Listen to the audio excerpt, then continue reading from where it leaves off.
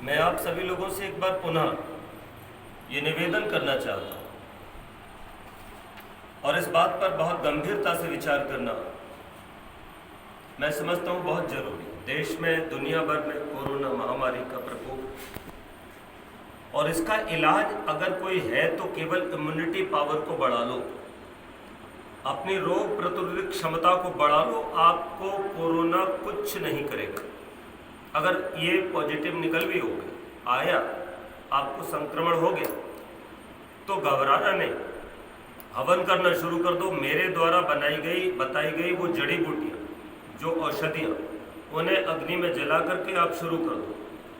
बस आप देखोगे कि मात्र 1 सप्ताह में आप नेगेटिव हो जाएंगे। मैं गवर्नमेंट को भी कई बार कहता हूँ, कह चुका हूँ और कह रहा हूँ। मैं आप लोगों के माध्यम से भी कहना चाहता हूँ कि ये अवसर हमें दिया जाए और आप देखो, इस बात का चाहे तो एक रिहर्सल कर लिया जाए, अनुसंधान कर लिया जाए, कुछ ऐसे पेशेंट्स के बीच में अग्निहोत्र कराया जाए और हम दावे के साथ कहते हैं वो सारे नेगेटिव आए।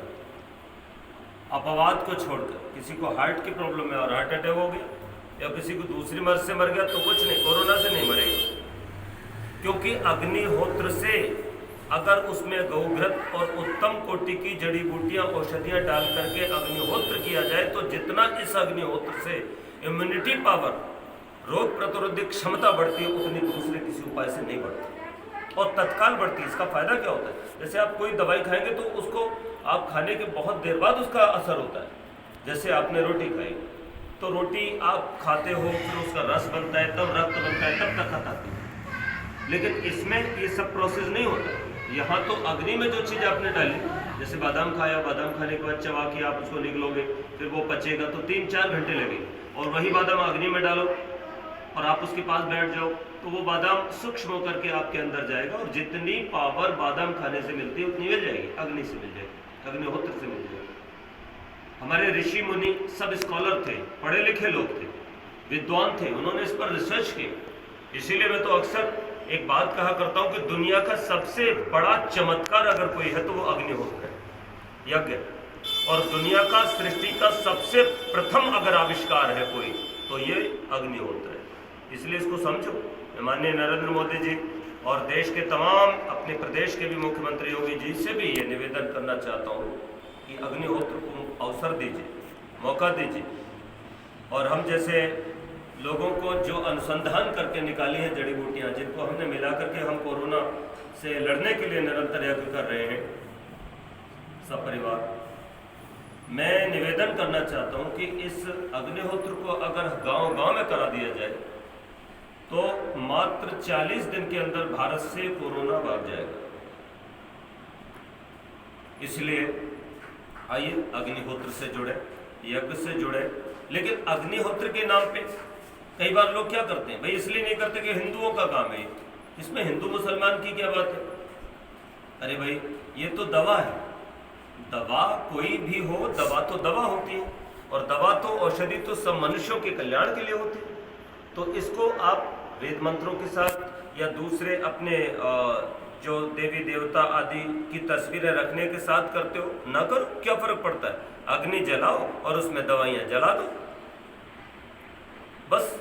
उसके लिए इन तमाम चीज़ों की आवश्यकता नहीं है। वेद मंत्र पढ़ोगे, ईश्वर को उसमें जोड़ लोगे तो थोड़ा सा आप आध्यात्मिक धरातल पर भी थोड़ा ऊर्जावान हो जाओगे। लेकिन ईश्वर को हर जगह जोड़ता है व्यक्ति।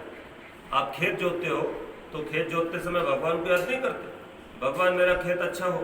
आप गाड़ी चलाते हो तो गाड़ी चलाते समय भी भगवान का ध्यान नहीं करते हो? एक बार हाथ जोड़ करके, भगवान मेरी गाड़ी ठीक ठाक चले, एक्सीडेंट ना हो।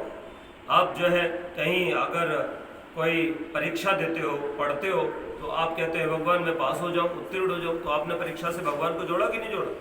इसी तरह से व्यापार करते हो तो भी आप कहीं ना कहीं सबसे पहले जाते हो और एक छोटी सी मंदिर बना करके आप एक बार हाथ जोड़ के, हे भगवान मेरा व्यापार आज अच्छा चले, बोलो, ऐसा कहते हो कि नहीं?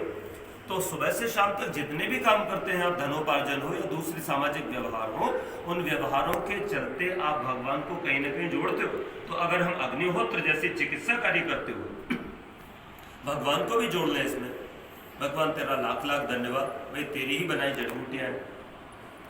जिनसे हम लोग इस विज्ञान के साथ अपने रोगों को दूर कर रहे हैं और अपनी इम्यूनिटी पावर बढ़ा रहे हैं।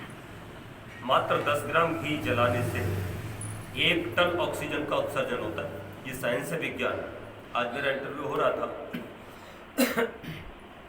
तो वो इंटरव्यू लेने वाले पूछ रहे थे इसका वैज्ञानिक आधार क्या है, तो मैंने बताया इसका वैज्ञानिक आधार है। हम केवल कर्मकांड नहीं करते, लाओ यहाँ पैसा धरो, यहाँ पैसा धरो, ये चढ़ावा चढ़ाओ, ये चढ़ावा चढ़ाओ, हम नहीं करते।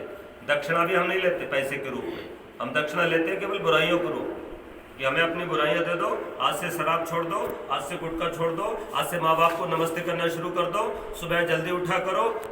ये केवल दक्षिणा में चीज़ें हम लेते हैं। बाकी जिसकी जो मर्जी वो अपना दे दे, मान सम्मान कर दे, वो अलग बात, लेकिन किसी पर दबाव नहीं। आज तक जितने भी अनुष्ठान किए हैं किसी से पैसा लेकर के, दक्षिणा लेकर के, पैसे के रूप में दक्षिणा लेकर के हमने यज्ञ नहीं करा।